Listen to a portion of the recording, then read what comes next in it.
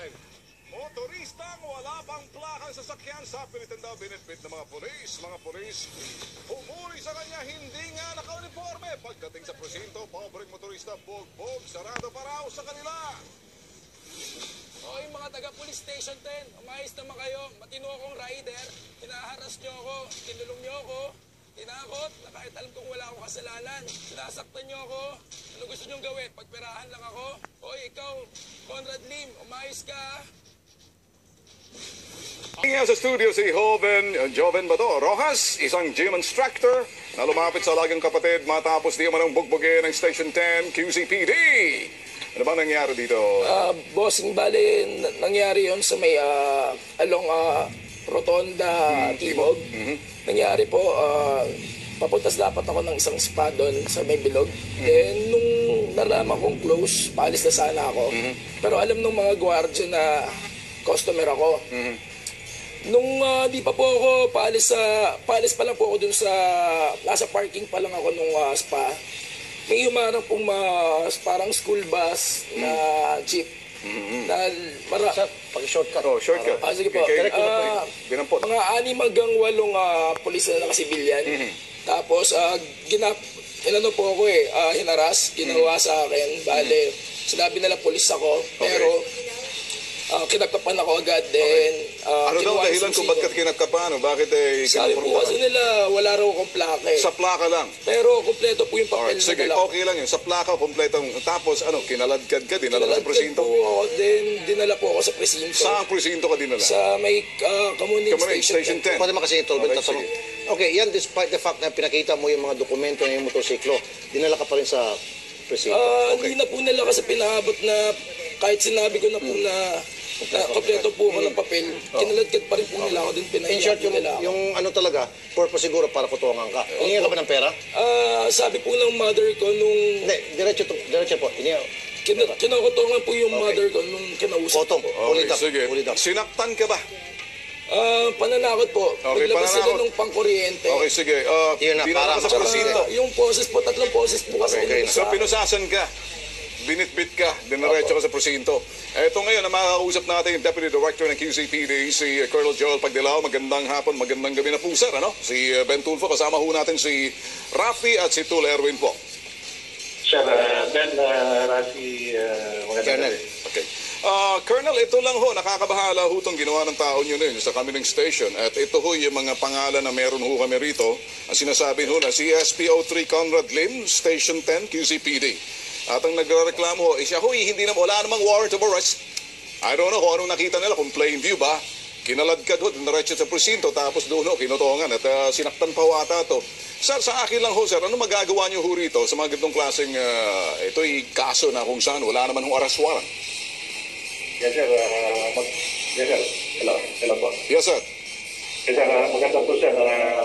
Papuntahin niyo po sa akin yung complainant para mapunan po natin yung mga statement at pampailan po natin ang administrative at criminal case po yung police na gumawa po sa akin. Okay. Sir, pakipahayag na lang, sir. Tama ho ba ang isang motorista kung wala mang plaka, kalad ka rin papunta ng presinto? Mali po yan, sir. Sa police operational procedure natin. So, dapat maayos po yung pagka-indika kung sakali na talaga.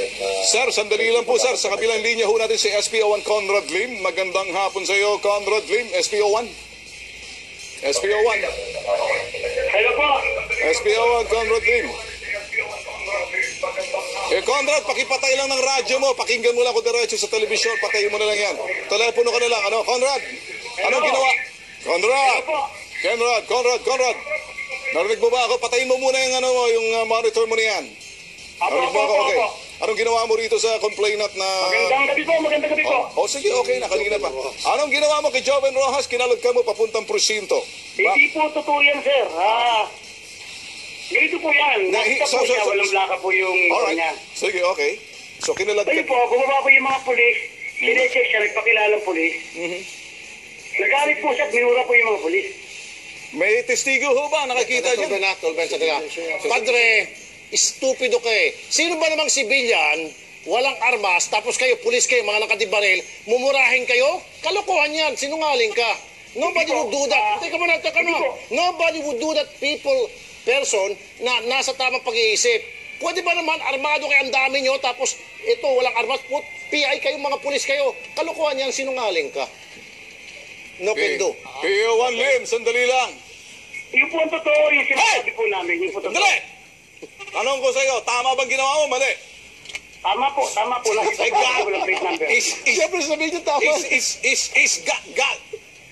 Pakinggan mo ako, kung nandito ka lang, ibibigyan ka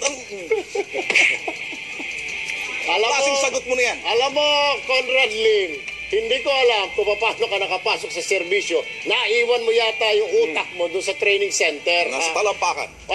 Huliin mo itong tao dahil wala lang plaka pero may mga papeles naman at magsisinungaling ka pa. Talagang yung mukha mo namamagana yung bibig mo at saka dila mo sa kasisinungaling. Nasasabi mo, mumurahin kayo, mga armado kayo, mga pulis kayo. Ang dami nyo. Kung hindi ba naman kayo, saksakan ng sinungaling na hinayo pa kayo. Ga. At saka is. Wala talaga magmura kahit na siguro sino. Di ba? 4-5 pulis, di armas. Kahit sino ba naman? Mumurahin mo, PI kay kalokohan yun. Anong klase yun? Kaya, wag na natin kausapin. Hoy, larga ka na dyan! Alis ka na! Siguro, maaari siguro, baka, Sige. maaari siguro, pwede pa kayong murahin. Kunyari, halimbawa, nangihingi kayo ng pera. Wala talagang pera yung tao. Sabihin, PIK, wala akong pera eh. Pwede pa yun. Pwede. Oo, ay dapat lang. Kasi ganun Colonel pagdilaw. Joel Pagdilaw, bahala na ho kayo. Dadalhin ho namin sa inyo to. Gusto ko makita pagmumukha ng SPO na yan. Ako, pero sir, gagawin po natin, kailangan po natin yung statement po ng complainant natin. Importante ho. Sige ho. Okay, magaling yung Okay, security. okay. Importante yung statement ng complainant para mareklamo po natin tungkol sa to. Thank you, Colonel. Kapareho mo rin si Sam na magaling din, isang pulis. Respetado ho namin kayo mag-utol. Well, with that, sir, sasamahan ho namin sa inyong tanggapan ho itong biktima, sir. Opo, sir. Thank you so much. Sasamahan na lang namin ikaw para matapos na yung story. Sige po.